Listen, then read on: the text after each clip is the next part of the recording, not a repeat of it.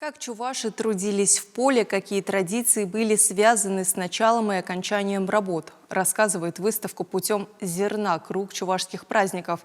Она открылась в Национальном музее. Это вторая экспозиция из цикла, рассказывающего о чувашских обрядах. Первая повествовала о банных традициях народа.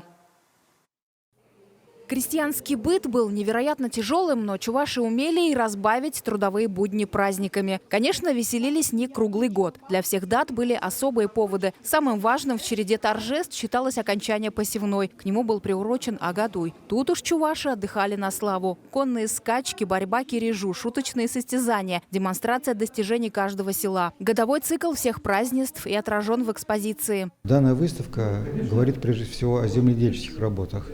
О пахоте, о посеве, об уборке урожая. И вот по окончании вот этих вот работ были праздники.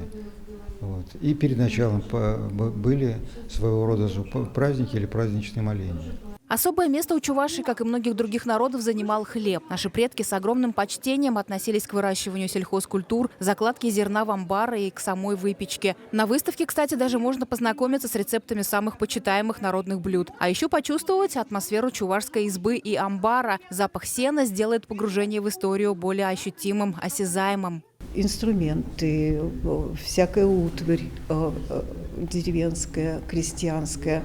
Ее здесь очень много. Это тоже уникальные вещи. Их практически не осталось уже в деревне, в деревенской жизни.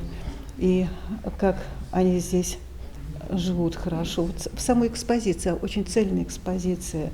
И даже запах этого сена, этих деревянных вещей, даже это создает атмосферу. Празднества для чувашей служили поводом надеть красивые одеяния и серебряные украшения. Все это можно увидеть на выставке. А еще обрядовые атрибуты. Я сама из республики Мариэл, поэтому, да, есть схожести в истории.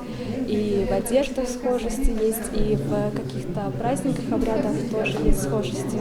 Так что, да, мы рядом живем, все немножечко похожи.